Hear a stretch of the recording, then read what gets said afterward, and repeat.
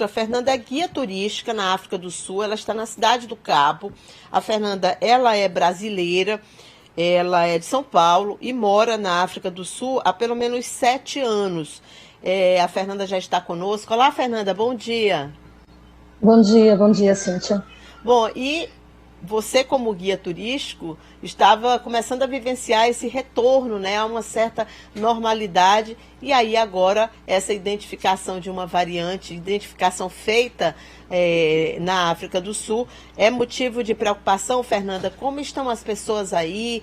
Qual é exatamente o clima? Se as pessoas estão com medo, se há uma retração nesse momento, como você está sentindo a situação aí na Cidade do Cabo? Pois é, Cíntia, é uma situação muito delicada.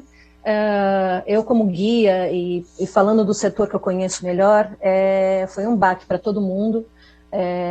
As expectativas que nós tínhamos agora para o início da alta temporada, dezembro é o mês que começa a alta temporada aqui na África do Sul, na Cidade do Cabo especificamente, e com a forma, na minha opinião, um pouco responsável que foi dada essa notícia sobre a variante, houve uma reviravolta e que vai ter implicações econômicas para o país, no final das contas. Falando do turismo, começou a temporada de navios de cruzeiro. Nós temos alguns navios aqui que aportaram aqui na Cidade do Cabo e que os passageiros estão todos impedidos de sair. E são mais de 4 mil turistas que poderiam estar trazendo, ajudando com a economia local, que tem sofrido demais. E agora está tudo isso parado, interrompido, brasileiros que estão aqui no país, que não conseguem voltar para casa. É uma situação bem delicada. Sobre as pessoas, né, sobre a população, praticamente nada mudou. Aqui no país, eles trabalham com 5 níveis de restrições, né? Sempre que tem as novidades sobre o Covid vão aparecendo. E o presidente ele fez um pronunciamento na segunda-feira e nada foi mudado. Nós continuamos na restrição número 1, que é a restrição mínima. Então, aqui na África do Sul, está todo mundo levando a vida como tem levado, usando máscara, procurando distanciamento social e lavando bem as mãos, que são os mandamentos que todo mundo tem que seguir e que é isso que é o mais importante no momento. Fernanda, é muito bom o seu depoimento, que alguém que está vivenciando, né? Está testemunhando, está sendo parte desse momento da África do Sul. Infelizmente, a gente tem uma cobertura muito fraca do que acontece nos países da África, aqui no Brasil e no resto do mundo, né? Quando basta ver algumas tragédias, quando elas acontecem, por exemplo, na Europa, tem uma repercussão, quando acontecem nos países da África, tem outra repercussão diferente. Por exemplo, você acabou de citar que existem já navios que as pessoas estão dentro, e isso não é uma coisa que esteja sendo dita, porque a preocupação ela está sendo mostrada mais do ponto de vista de quem está fora da África do Sul. Então, rapidamente, os governos já fecharam fronteiras, e eu queria mesmo, e por isso que está sendo importante, que você dissesse como está a vida aí, né, para quem mora, para quem vive aí. A gente não está falando de uma cidade qualquer, que a cidade do Cabo tem o quê? 4 milhões de habitantes, né? Cerca de 4 milhões de habitantes, é a segunda cidade, né, mais populosa da África do Sul. Me fala em relação, por exemplo, à prevenção. Como tem sido aí o combate à pandemia? Se vocês têm acesso à vacina? Infelizmente, se for verificar os números, o número de vacinados na África do Sul é muito baixo. Uhum. A última vez que eu verifiquei, vocês podem verificar também, eu acho que está em 24% de toda a população vacinada com as 2 doses.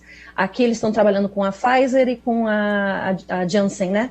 E mesmo assim tem um alcance muito, muito pequeno. De qualquer forma, dentro da África do Sul, é um dos países mais vacinados, né? A chegada das vacinas aqui tem sido muito complicada. Botsuana, que na verdade é o país que os cientistas acreditam que a variante Ômicron acabou vindo de lá, né? Mas ainda não tem certeza de nada. Botsuana passou por uma situação complicada, eles compraram as vacinas da Moderna e não receberam as suas remessas. Então, a África sempre passou por essa situação de ser esquecida, né, deixada um pouco de lado. Sempre. E, na verdade, a sensação que todos têm aqui no momento é esse: os países mais ricos tomam uma atitude mais fácil a ser tomada, que é fechar fronteiras, e sem pensar nas consequências, sendo que a vacinação tem que ser um movimento global, ele não é local. Ficar guardando vacina não vai levar a nada. Enquanto nós não tivermos a população inteira vacinada, as chances de mais variações, de mais perigos e de as vacinas que agora nós temos não surtirem mais efeito é cada vez maior. Então não adianta isolar a África achando que vai proteger o resto do mundo. Essa é uma medida muito discriminatória, né? Com certeza. Se a preocupação é que essa variante se espalhe, deveria se pensar em um bloqueio mundial mesmo, né? E não uma coisa local dessa forma, que não vai resultar em absolutamente nada. Já se sabe das variantes em outros continentes, então é uma medida que está sendo tomada de forma muito à revelia e que vai trazer consequências muito graves para a população aqui da África do Sul. Claro, e essa desigualdade da vacina, ela já vem sendo um motivo de alerta há muito tempo, né? A Organização Mundial de Saúde já alertava há muito tempo. Eu vi aqui que 240 brasileiros já estão procurando o Ministério das Relações Exteriores pedindo ajuda. No seu caso, você pensou em algum momento, quando se divulgou sobre essa variante, você pensou em voltar para o Brasil? Enfim, como é que você está aí enquanto cidadã brasileira? Você está bem? Você está se sentindo segura? Eu acabei de voltar. Em 2020, novembro de 2020, eu retornei para o Brasil, exatamente porque o meu ramo de trabalho não tinha a menor perspectiva.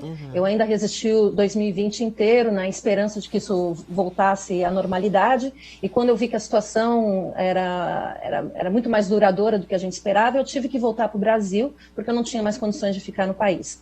Então, passei 2021 quase inteiro no Brasil. Retornei recentemente, no começo de novembro, já com alguns trabalhos engatilhados, já vendo o turismo se recuperando e com muita expectativa, porque a África do Sul, e a cidade do Cabo especificamente, é uma cidade espetacular que o Brasil ouve falar muito pouco, conhece muito pouco, e isso aqui é um lugar extraordinário, com pessoas muito queridas e muito receptivas, que é um lugar que vale a pena ser visitado, e é muito triste o que a África está passando e já passou ao longo da história do mundo.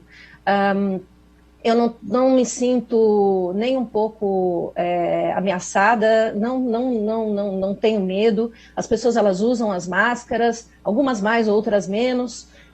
Como no resto do mundo, né? Como no resto do mundo, não é nada diferente como no resto do mundo, né?